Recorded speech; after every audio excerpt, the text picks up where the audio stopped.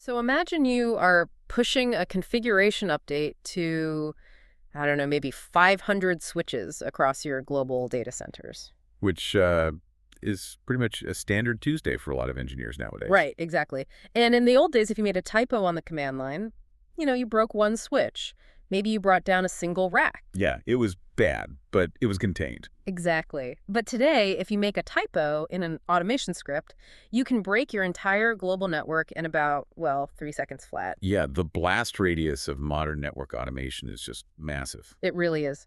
So today we're focusing on the critical safety nets that prevent that exact disaster from happening. We are diving into Chapter 5, Data Formats and Data Models for Network Automation. Which I know sounds a bit dry, but it is literally the foundation of everything we build. Right. So if you are an intermediate engineer, or maybe you're prepping for your CCIE Security, or just trying to wrap your head around DevNet concepts, this deep dive is for you. We're looking at the foundational language of automation, how these systems actually talk to each other under the hood. Because the underlying problem we have to solve here is really a fundamental conflict of design. I mean, Yeah. for decades, traditional CLI output was engineered specifically for human eyeballs. Yeah, we rely on white space and alignment and just visual context. Exactly. But software doesn't have eyeballs. And it certainly doesn't have intuition. So when an automation script looks at a showrun command, it just sees a massive, unpredictable block of raw text. Just a wall of characters. Right. So software requires structured data to reliably parse, validate, and exchange information. Just like routers need protocols like OSPF or BGP to understand routing tables, applications need formats like JSON and XML. But wait, I want to push back on that right away, because I know a lot of veteran engineers listening have spent like a decade building incredibly complex, regular expressions to parse that raw CLI Oh, text. absolutely. The infamous regex wizards. Right. I mean, I've written Python scripts myself that come through a show interface output, grab the MTU, check the status, and it works. So why should I throw out all my perfectly functional scripts just to learn these new structured formats? Yeah. Well, because screen scraping with regex is essentially a house of cards. Let's say your regex is looking for the word up to verify an interface status. Okay. What happens when a junior engineer adds a description to that interface that says link to upstream provider? Oh, I see where this is going. Yeah, your regex grabs the letters U up from the description, reports the interface is active, and your automation pipeline just happily proceeds under a totally false assumption. That is terrifying. Or, the vendor releases a minor software patch and they change the CLI output from status up to state active. Your script immediately crashes because the visual pattern vanished. So structured API data just completely eliminates that fragility. Precisely. In a structured format, the device doesn't give you a visual paragraph. It gives you mathematical certainty. It explicitly states a key of admin status and a value of up. So a visual space here or there in the terminal output just doesn't matter anymore. Right, because the script isn't reading a terminal screen. It's directly reading the structured data payload. But to really understand how these payloads operate, we have to look at the raw materials they're built from. Yeah, let's unpack those raw materials. Because whether we end up talking about YAML, JSON, or XML, they all share a universal vocabulary of data types. It's kind of like learning the alphabet before you write a novel. That's a great way to put it. Let's start with strings. In programming, a string is just text. If you look at a device host name or an interface name like Gigabit Ethernet to the software, that is just a string. Right. Then we have integers, which are whole numbers without a decimal. Think of a VLAN ID like 10 or an interface MTU of 1500. And this distinction between a string and an integer is incredibly important, right? Oh, it's vital. You might look at the number 1500 on a screen and just see the value. But if your script pulls that 1500 as a text string instead of an integer and then tries to perform a mathematical operation on it. Like calculating an overhead allowance by subtracting 20 or something? Exactly. Python will throw a fatal type error and just crash. You cannot do math on a word, even if that word happens to be spelled with numbers. That is a brilliant distinction. The computer handles the memory and the operations completely differently based on that specific type. Yep. Moving down the list, we have Booleans, binary values, true or false. So in a networking context, this is usually like an administrative status. So an interface is enabled, which is true, or disabled, which is false. Oh, exactly. And things scale up when we introduce lists, which are sometimes called arrays. This is when you have multiple values grouped together in an ordered sequence. Like querying a device for its DNS servers. Right, it doesn't just return one string, it returns a list of IP addresses. And finally, you have dictionaries, or key-value pairs. This establishes a structured relationship. You define a key, like host name, and assign a value, like Cora's W01. And these dictionaries can be nested, right? Like you could have a key called interfaces, and the value is a massive list of other dictionaries detailing every single port on the switch. Yeah, that nesting is exactly what allows us to represent an entire, massively complex network topology in a single, organized payload. Okay, so now that we have our ingredients, the strings, integers, booleans, lists, and dictionaries, let's look at the big three formats used to bake the cake. The formats that actually carry the data between systems. Right, YAML, XML, and JSON. Let's start with YAML, because if you've touched an Ansible playbook, you have definitely wrestled with YAML. Oh, for sure. So YAML is designed first and foremost to be human-readable. It relies heavily on visual indentation to structure the data, which removes the need for lots of brackets or quotation marks. It looks really clean. It does. And because it looks so clean, it is the undisputed champion for automation input files and defining your source of truth. Let's visualize that source of truth for a second. If we are moving to a modern GitOps workflow, which we should probably define for those who might be unfamiliar. Yeah, good idea. GitOps is essentially the practice of using a version control system, like Git, as the single source of truth for your infrastructure. So instead of logging into a switch to make a change, you update a text file in a Git repository, and an automated pipeline pushes that change to the network. Right. And in that GitOps model, YAML is usually the language of the repository. So an engineer can open a YAML file and clearly see a list mapping VLAN 10 to the web tier and VLAN 20 to the app tier. It's very easy to read. Exactly. It bridges the gap between human intent and machine execution perfectly. You can submit a pull request and your manager can just easily read the YAML code to approve the change before the pipeline executes it. But the downside to YAML is actually the exact thing that makes it beautiful, isn't it? The indentation. Oh, yeah. The white space. Because it relies on white space, if you use a tab instead of two spaces, the YAML parser might interpret your new VLAN as being nested under a completely different interface. It's brutal. Your automation doesn't just fail, it configures the wrong part of the network. And there are also data type traps in YAML too. I've seen engineers type the word true to name a variable, but because they didn't put it in quotes to specify it was a string, the YAML parser just assumed it was a Boolean value. And let me guess, the pipeline collapsed. Completely collapsed. Yeah. Because it expected a text name and received a math logic value. Yeah, and that is exactly why we use YAML, mostly for human input, but we rarely use it for machine-to-machine communication over an API. Right? Machines need something a bit more rigid. Exactly. When machines talk to each other, they prefer the structure of XML or JSON. Let's look at XML first, which stands for Extensible Markup Language. It's basically the veteran of the group. The old reliable. Yeah. It is incredibly verbose, meaning it uses a heavy amount of text, but its rigid structure is what makes it so reliable. It really dominates heavy-duty network management protocols, particularly netconf workflows. And just for context, netcon is the protocol developed by the IETF specifically to replace command line interfaces for configuration management. It uses an SSH connection to transport these XML payloads. Right. And let's contrast standard CLI with XML for a moment so you can really visualize it. Yeah. If you type show interface on the CLI, the router spits back, interface gigabyte Ethernet Severin, status up, M2 1500. Just a normal sentence, basically. Right. But in XML, every single discrete data point is aggressively wrapped in opening and closing tags. It looks a lot like HTML. So you'd see an opening tag for interface, and nested inside that, an opening and closing tag for name, gigabyte, Ethernet name, followed by status substatus. Exactly. And that verbosity is its armor. Those tags make it absolutely foolproof for the software receiving the payload. Because it knows exactly where everything is. Right. If an API is tasked with finding the MTU, it doesn't need to parse a paragraph. It just runs a search for the exact M2 tag. It doesn't matter if the payload is 10 lines long or 1,000,000 lines long. The software will find that explicit field instantly. But XML is heavy, right? I mean, sending all those tags back and forth takes up bandwidth and processing power. It does. And that brings us to the modern lightweight champion, which is JSON, or JavaScript Object Notation. JSON is everywhere now. It really has taken over the world. It is the absolute standard for modern REST APIs, cloud controllers, and platforms like Cisco DNA Center or Meraki. Because it drops the heavy XML tags. Yep, it relies on a clean system of curly braces, square brackets, and commas. But what makes JSON so brilliant for network engineers specifically is how perfectly it maps to the Python programming language. Let's dig into that mapping mechanism because this is where the magic happens. If a Python script uses the requests library to query a firewall API, the firewall usually replies with a JSON payload. Right. And in Python, you can use a single command, json.loads, and instantly convert that entire block of JSON text into a native Python dictionary residing right in the computer's memory. It's so efficient. From that moment on, you aren't parsing text anymore. You're navigating a native data structure.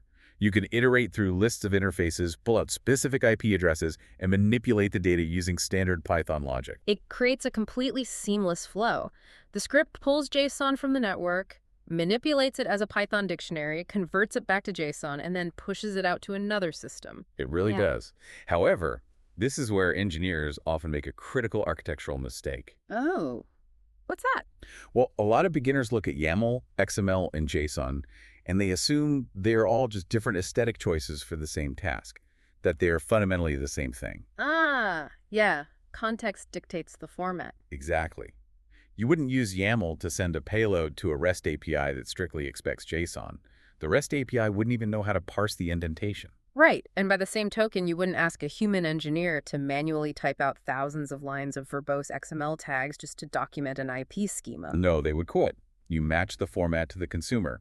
YAML is for the human, JSON is for the REST API, and XML is for the netcon session. That makes total sense. But, formatting the data correctly is only half the battle. This is kind of the pivotal moment in network automation. Yep, here we go. Let's say you've crafted a flawless JSON payload.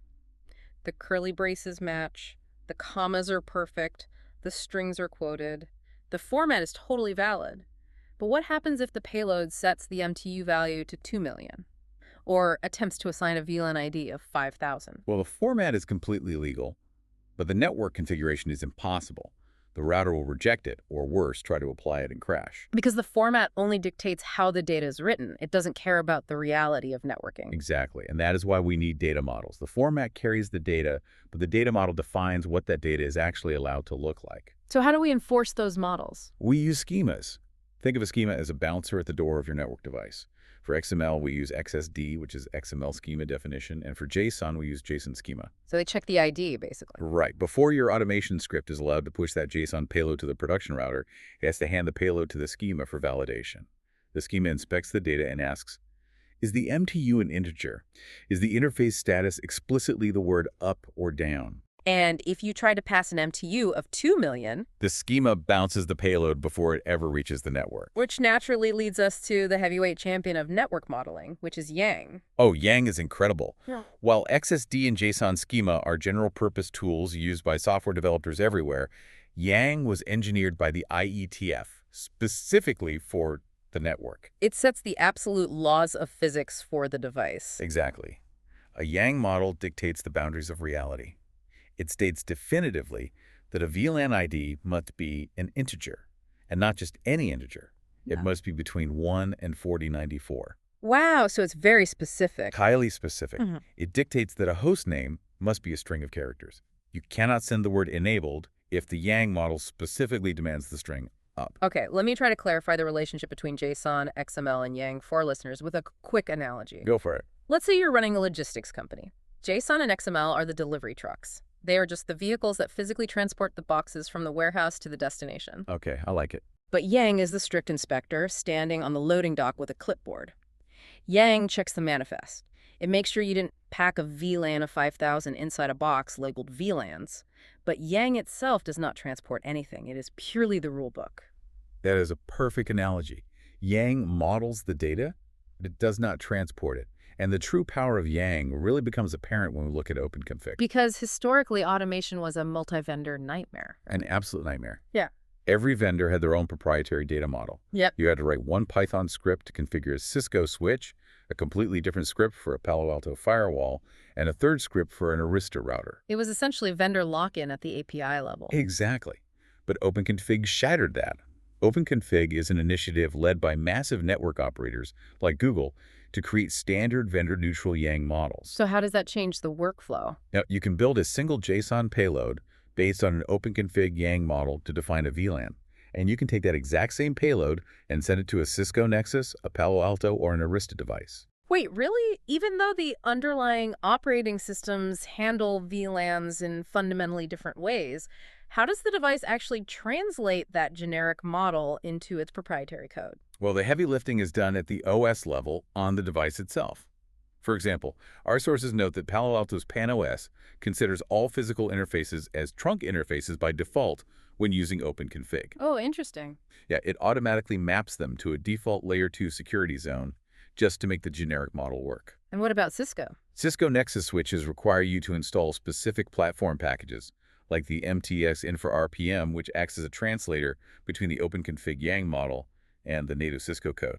So the automation engineer doesn't have to worry about those proprietary commands anymore? Nope, they just write against the single OpenConfig standard. That is a massive paradigm shift. So let's ground all this theory into a practical, real-world engineering workflow. Let's walk through deploying a new application that requires VLANs provisioned across a multi-vendor data center. Let's look at the old legacy method first.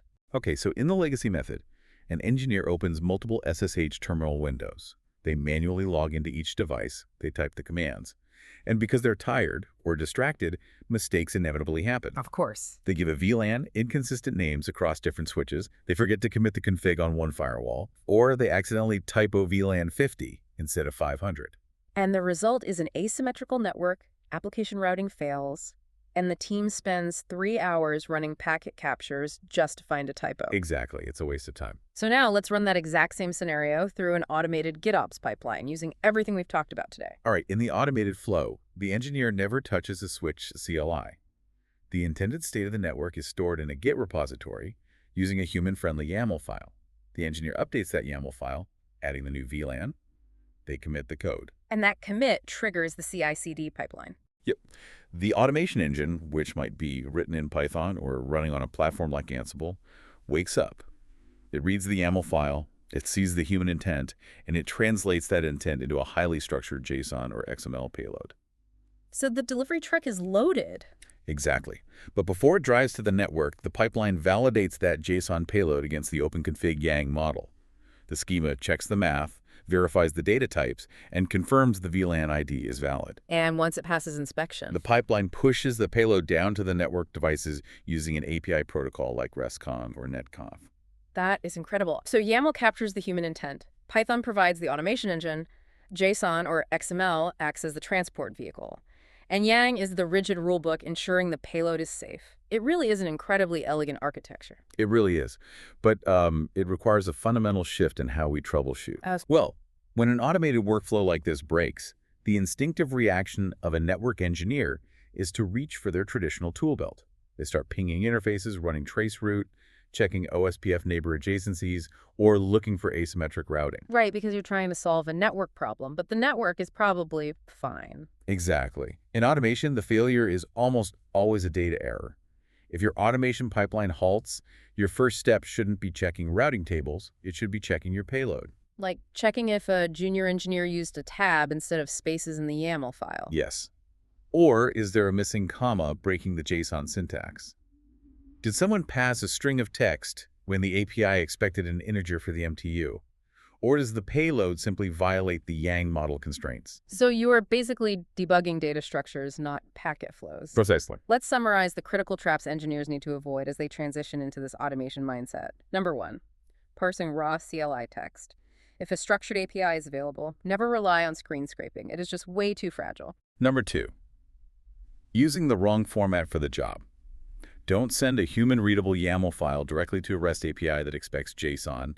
And, don't force an engineer to write verbose XML by hand when YAML is available. Right. Number 3, confusing formats with models. JSON only tells you where the commas and brackets go. Yang tells you if the network configuration actually makes sense. And finally, ignoring schema validation. If you build a CI/CD pipeline that doesn't validate your JSON against a Yang model before pushing it to production, you haven't really built an automation tool. What have you built? You've built a weapon that will deploy your mistakes at scale instantly. Deploying mistakes at scale. Wow. That actually brings up a fascinating, completely different angle to this transition. Yeah. As we move to this GitOps architecture, where the entire network is defined by code in a repository, the definition of network security changes entirely. I mean, if your network is entirely automated through a CI/CD pipeline, the most critical vulnerability is no longer an open port on a firewall. Oh, wow, you're right. It's the Git repository itself. Exactly. If an attacker compromises your version control system and gains the ability to merge a malicious YAML file, they don't need to hack your routers. They don't need to bypass your network firewalls or NAC solutions. The automation pipeline will blindly execute the attack for them. It'll push the malicious configuration to every device globally with perfect efficiency. Securing the infrastructure as code pipeline is just as critical as securing the physical cables. That is an entirely new frontier for security engineers to tackle. It really changes the game. It really does. Well, we've covered a massive amount of ground today. To recap, YAML is your human-readable source of truth, perfect for input files. XML provides the heavy, verbose tag structure required by robust management protocols like Netcon.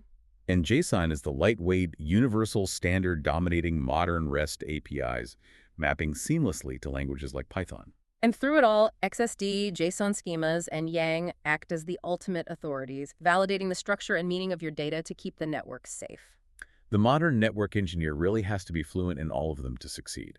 If Python is the engine of network automation, then YAML, JSON, XML, and Yang are the language that tells the engine what to do.